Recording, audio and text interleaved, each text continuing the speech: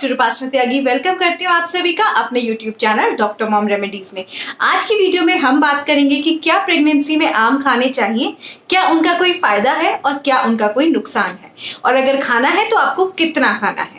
तो पूरी detail video है, एंड तक देखिएगा। अच्छी लगे तो लाइक कीजिएगा, औरों के साथ शेयर कीजिएगा। कोई क्वेरी हो आप कमेंट कर सकते हैं। चैनल को सब्सक्राइब कर लीजिए, नोटिफिकेशन बेल आइकन ऑन कर दीजिए कि आने वाली सभी वीडियोस की नोटिफिकेशन मिले। और अगर आप चाहें तो मुझे इंस्टाग्राम पर भी फॉलो कर सकते हैं। तो चलिए वीडियो को स्टार्ट करते हैं। मैंगोज का सीजन चल रहा है, आम का सीजन चल रहा है, और प्रेगनेंसी में तो ऑलरेडी इतनी क्रेविंग्स होती हैं, और अगर आपको आम वगैरह पसंद थे तो बहुत बार मन करता है। तो क्या हमें आम खाना चाहिए? तो देखिए, आप प्रेगनेंसी में आम बिल्कुल खा सकती हैं। आम के अंदर बहुत सारे वाइटल न्यूट्रिएंट्स पाए जाते हैं जो एन नंबर ऑफ वेज से, बहुत सारे तरीकों से आपके लिए बहुत यूजफुल होते हैं, आपकी प्रेगनेंसी के लिए, आपकी डेवलपिंग बेबी के लिए। उसमें बहुत सारे विटामिन पाए जाते हैं, जैसे विटामिन सी पाया जाता है, ए पाया जाता है, विटामिन डी पाया जाता है, B6 पाया जाता है, उसके अंदर फोलेट होता है, उसके अंदर पोटेशियम होता है, मैग्नीशियम होता है, उसके अंदर बहुत सारे फाइबर्स होते हैं, उसके अंदर ओमेगा भी होता है। बहुत सारी चीजें हैं, एन नंबर ऑफ चीजें हैं जो उसके अंदर पाई जाती हैं। अगर हम इंडिविजुअल कंपोनेंट्स की बात करें तो आपने सुना होगा कि फोलिक एसिड आपके डॉक्टर आपको प्रिस्क्राइब करते हैं, क्योंकि बहुत सारे जो बर्थ डिफेक्ट होते हैं, बच्चे में जो बनावटी तकलीफें आ जाती हैं, बच्चा जब पैदा होता है तो उसमें मेंटल रिटार्डेशन हो सकती है, उसमें कुछ बनावटी विकृतियां हो सकती हैं, उन सबको हटाने में फोलिक एसिड का बहुत बड़ा रोल है। तो इसके अंदर नेचुरली फोलेट भी पाया जाता है। इसके अलावा विटामिन डी पाया जाता है, और विटामिन डी हमें पता है बोन्स वगैरह के डेवलपमेंट में, बच्चे के फुल ग्रोथ में बहुत हेल्पफुल है। उसके अलावा पाया जाता है विटामिन ए। विटामिन ए के इटसेल्फ बहुत ज़्यादा बेनिफिट्स हैं बच्चे की डेवलपमेंट में, और अगर आप प्रेगनेंसी के टाइम पे लेती हैं तो ये आपके लिए भी बहुत बेनिफिशियल होता है। आफ्टर डिलीवरी बच्चे के लिए बहुत बेनिफिशियल होता है। जिन बच्चों को बहुत बार डायरिया वगैरह की दिक्कत होती है तो उनको वो दिक्कत नहीं होती है जब बर्थ के बाद, जब बच्चा पैदा होता है तो बहुत बार देखा गया है कि बच्चों को लूज मोशंस हो जाते हैं। तो अगर सही अमाउंट में विटामिन लिया जाता है, विटामिन ए होता है आपकी डाइट में, और वो बच्चे तक भी पहुंचता है, तो वो दिक्कत भी बहुत कम होती है। और विटामिन सी तो हम सबको पता है कितना ज्यादा बेनिफिशियल है। विटामिन सी इटसेल्फ इतना इंपॉर्टेंट है। विटामिन सी इम्यूनिटी बढ़ाता है, हम सब ने कोरोना टाइम में ये जान लिया है। और इसके अलावा विटामिन सी आयरन के एब्जॉर्प्शन में बहुत हेल्प करता है, और प्रेगनेंसी में आयरन की गोलियां तक दी जाती हैं जिससे कि आयरन का कंटेंट बना रहे, पेशेंट को अनीमिया ना हो, प्रेग्नेंट फीमेल को खून की कमी ना हो, और बच्चे तक सही तरह से खून पहुंचे।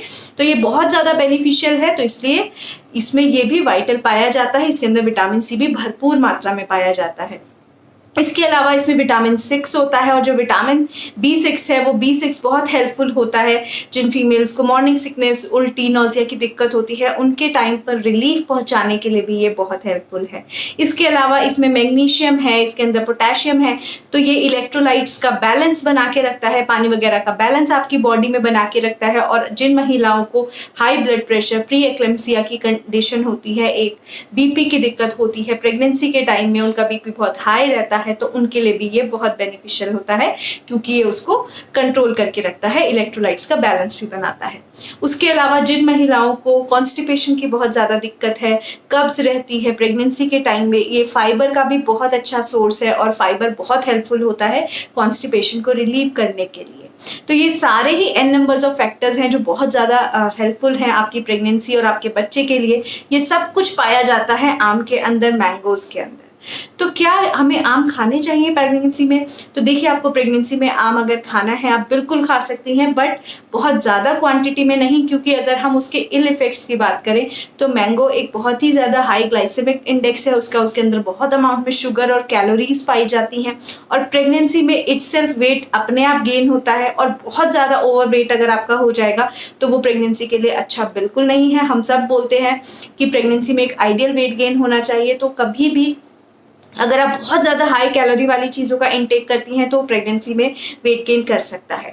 दूसरी प्रॉब्लम क्या है कि क्योंकि इसमें कैलोरीज और शुगर का अमाउंट बहुत अच्छा है, तो अगर आपको जेस्टेशनल डायबिटीज़, जो कि बहुत कॉमन होती है प्रेगनेंसी के टाइम पर, आप उससे सफ़र कर रही हैं तो आपको मैंगो बिल्कुल नहीं खाना है। और अगर आप उससे सफ़र नहीं कर रही हैं तो आपको पता है कि प्रेगनेंसी में जेस्टेशनल डायबिटीज़ होने का खतरा क्योंकि होता है, तो अगर आप ज़्यादा अमाउंट में मैंगो खाएंगी तो वो आपको हो सकती है। तो फिर कितना अमाउंट हम खा सकते हैं? तो देखिए, आप दिन का हाफ मैंगो खाइए, उससे ज़्यादा मत खाइए। किसी दिन बहुत क्रेविंग है, आप एक खा सकती हैं। मेरी एडवाइस ये है कि डेली मत खाइए बिल्कुल भी, कि आपने रूटीन बना लिया है रोज़ मैंगो का। इवन डॉक्टर्स बहुत बार बोल देते हैं कि हाँ ठीक है, आप डेली खा लीजिए, बट मैं बिल्कुल आपको एडवाइस नहीं करूँगी कि आपको डेली खाना चाहिए।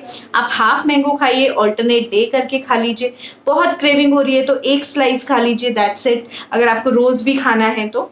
और दूसरा, इसके टाइमिंग को फिक्स कर दीजिए। अगर आपको मैंगो खाना है तो वो हमेशा आपको 11 बजे से पहले फिनिश कर देना है। मतलब आप इसको ब्रेकफास्ट में ले सकते हैं, या जो आपका मिड ब्रेकफास्ट के बाद वाला जो स्नैक है आप उस टाइम पर ले सकते हैं, क्योंकि इसमें बहुत ज़्यादा कैलोरीज हैं। तो बॉडी पे अगर आप उनको शाम के टाइम में लेते हैं तो कैलोरीज जस्ट स्टोर हो जाती हैं, यूटिलाइज होती नहीं है, क्योंकि फिर आप सो जाते हैं।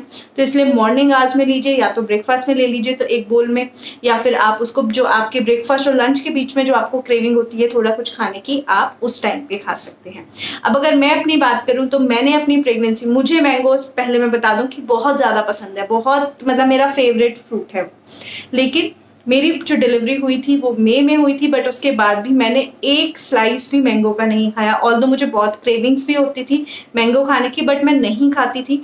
रीज़न बीइंग कि मुझे पता है कि वो उसमें शुगर कंटेंट बहुत ज़्यादा है, और शुगर कंटेंट इतना ज़्यादा होने की वजह से जेस्टेशनल डायबिटीज़ का खतरा बहुत ज़्यादा बढ़ जाता है, जो मैं बिल्कुल नहीं चाहती थी कि इस तरह का कोई खतरा हो। जो भी वाइटल न्यूट्रिएंट्स मैंगो में पाए जाते हैं वो सब और भी ऐसी चीज़ें हैं नेचुरल जिनमें पाए जा सकते हैं, और जिनके अंदर इतना हाई ग्लाइसेमिक इंडेक्स नहीं है, जिसमें इतनी कैलोरीज नहीं है, तो आप वो फ्रूट खा सकते हैं। पर अगर बहुत क्रेविंग है तो अगर मैं याद करूँ तो मुझे नहीं याद आ रहा कि मैंने कभी खाया, और अगर कभी खाया भी होगा तो एक स्लाइस खाई होगी पूरे सीजन में मैंगो के, जब तक डिलीवरी अच्छे से नहीं हो गई। तो मेरी एडवाइस ये है कि अगर आप उसको नहीं खा सकते हैं, मतलब आप उसको इग्नोर कर सकते हैं कि आपको मैंगो का सीजन आया, इग्नोर करना है, क्योंकि सिर्फ यही तो सोचना है कि अभी डिलीवरी हो जाएगी, उसके बाद नेक्स्ट सीजन से आप खा सकते हैं, तो आप उसको इग्नोर कर दीजिए। बट अगर आपको खाना है तो ये रिच सोर्स है, इसमें बहुत सारे वाइटल न्यूट्रिएंट्स हैं। सिर्फ इस चीज़ का याद रखें कि क्वांटिटी कितनी खा रही हैं आप, और दूसरा टाइमिंग याद रखें, मैंगो को हमेशा 11 बजे से पहले मॉर्निंग में ख़त्म कर दीजिए, उसके बाद मत खाइए। सो आई होप इस वीडियो में मैंने मैंगो से रिलेटेड बहुत सारी बातें कर लिया। इवन मेरा मन कर गया मैंगो खाने का, और ये भी सीजन मैंगो का चल रहा है, तो मैं जाती हूँ मैंगो खाने, क्योंकि मेरी डिलीवरी हो चुकी है। और अगर आप खाना चाहती हैं और आप प्रेग्नेंट हैं तो आप अभी मत खाइए, आप कल मॉर्निंग में खाइएगा। वीडियो अच्छी लगी हो तो लाइक कीजिएगा, औरों के साथ शेयर कीजिएगा। कोई क्वेरी हो आप कमेंट कर सकते हैं। चैनल को सब्सक्राइब कर दीजिए, नोटिफिकेशन बेल आइकन ऑन कर दीजिए कि सभी वीडियोस की नोटिफिकेशन मिले। और डीएनसी और फीमेल हेल्थ से रिलेटेड बहुत सारी मेरी एक प्लेलिस्ट है, फीमेल हेल्थ रिलेटेड प्लेलिस्ट है, वो आप प्लेलिस्ट वाले सेक्शन में जाकर फीमेल हेल्थ वाली प्लेलिस्ट देखिए, आपके सारे डाउट्स क्लियर हो जाएंगे। So thank you so much.